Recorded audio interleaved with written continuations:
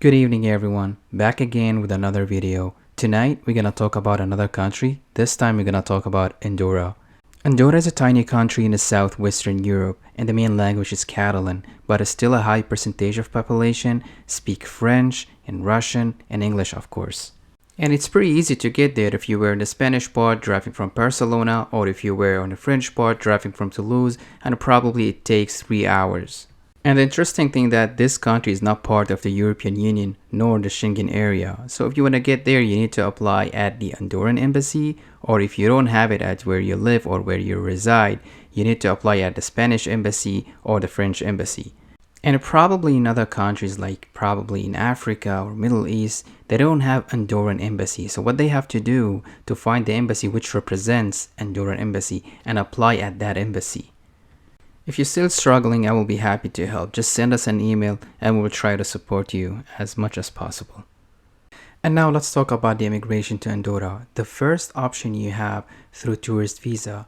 As I mentioned earlier, you need to apply at the Andorran embassy. If you don't have it in your home country or where you live, you need to apply at the French embassy or the Spanish embassy. If you don't have those embassies, then you need to find an embassy which represents Andorran embassy. And you still have another option. You still can apply at other European embassies because if you got the Schengen visa, you can enter Andorra. And remember, it has to be a multiple entries because you have to go to Spain or France to get to Andorra. And on the top of that, you need to have a plan. Having a plan is a crucial thing. It plays a big role in their decision.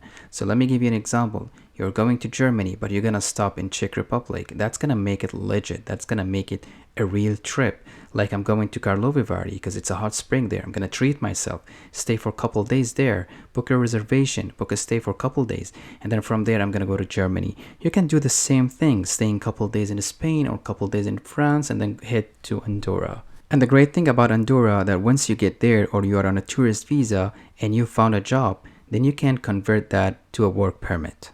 The second option through studying, Andorra has 2 universities and you can pick up a diploma or a master's or PhD and study. After graduation, you can get a work permit and stay there. I'm gonna leave in the description box down below the link for these universities.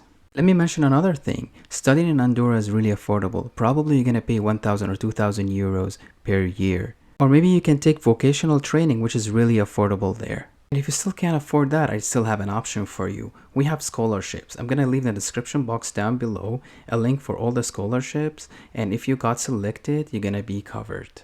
The fourth option, which is self-employed visa. If you have a business online and you can prove it, like your license, your transactions, and then you're good to go. You can get visa to Andorra.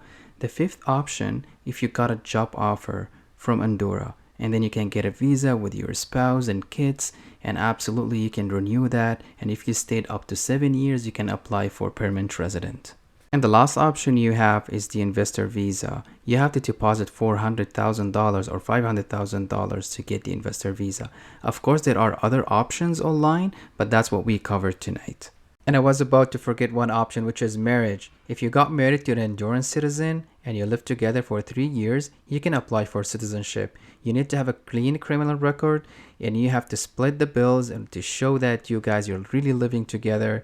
You have her or you have him on the leasing contract, and then you can apply for that. Remember, you have to renounce your current citizenship to be able to apply. Reaching to the last part of the video, if you guys have any comments, leave it in the comment section down below, or just send us an email, reach out to us, and we'll be happy to help. Before wrapping this up, I just want to mention that this country has a lot to offer. They don't have a military service, which means they don't have problems with their neighbors or any other countries.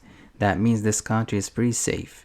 And another thing, they have free healthcare, they have free education, they don't have income tax, and on the top of that, they have free tap water. And now I want to thank you all for watching and have a great night. Take care of yourself and best of luck.